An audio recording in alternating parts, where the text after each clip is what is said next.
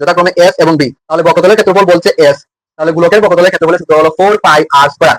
এটা হলো গোলকের বক্রতল, তাহলে আমরা লিখতে পারি S equal to 4 pi R square. এখন হলো ভি, তো বি এর মান কত? বি বলছে আয়তন, গোলকের আয়তন হলো বি, তাহলে বি বি ইজ ইকুয়াল লিখতে পারি 4/3 পাই আর কিউ। এখন বলছে তবে ওই গোলকের বি আর এস এর মধ্যে কি সম্পর্ক হবে? এখানে চারটা অপশন দিয়েছে, এখান থেকে একটা আমাদের আনতে হবে। তো আমরা প্রথমে কি করব? প্রথমে আমরা এখানে আর এর মানটা এখান থেকে বের করে রেখে দিব। তো এখানে 4 pi R square is equal to S, এটা লিখছি এখানে। তো এর দিয়ে লিখতে পারি আমরা r square is equal to S by 4 pi, এটা লিখতে পারি আমরা।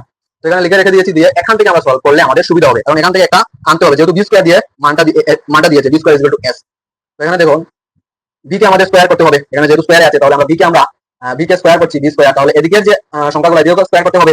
তাহলে 4 স্কয়ার হলে 4 4 4 16, 3 স্কয়ার হলে 3 3 9 গুণ পাই, তার জায়গায় থাকবে পাই, দুইটা হলে পাই স্কয়ার ইনটু এখানে আর কিউ স্কয়ার হবে, আর কিউ স্কয়ার। এটা লিখতে পারবো, কিন্তু আমরা এটা লিখতে পারবো, কিন্তু আমি যেহেতু আর স্কয়ারের মান এখানে আছে তাই আমি এখানে স্কয়ারের মানটা আনার চেষ্টা করবো। তাই এখানে কি করবো, আমি এখানে কিউ না লিখে এখানে আমি স্কয়ার লিখবো, আর কিউটা এখানে লিখে দেবো। এভাবে লিখলেও কিন্তু হবে। এখন B square is equal to 16/9 into pi square into r স্কয়ারের মান এখানে বসিয়ে দেবো এখন এস বাই 4 পাই। তো এটা কি হয়ে যাবে? কিউব হয়ে যাবে, কিউব হয়ে গেছে এখানে। এখন B square is equal to কি লিখতে পারবো? B square is equal to এখানে ক্যান্সেল হবে, 3 দিয়ে ক্যান্সেল হবে কি? হবে না। আচ্ছা এখানে আমি এখানে এই কারণে কিউবটা আমি সরাই, 16/9 into pi square into S cube, আর এদিকে হয়ে যাবে 4 স্কয়ার ইন্টু 4, এটা লিখতে পারবো কিন্তু আমরা, কারণ 3টা 4 হয়ে যাবে 4 কিউব হলে, আর এদিকে 3টা পাই হয়ে যাবে, কিন্তু পাই স্কয়ার ইন্টু পাই এটা কিন্তু আমরা লিখতে পারবো। 3টা পাই আছে আর আমি 2টা পাই এখানে লিখেছি, আর এখানে একটা পাই আলাদা করে লিখেছি। কেন লিখেছি?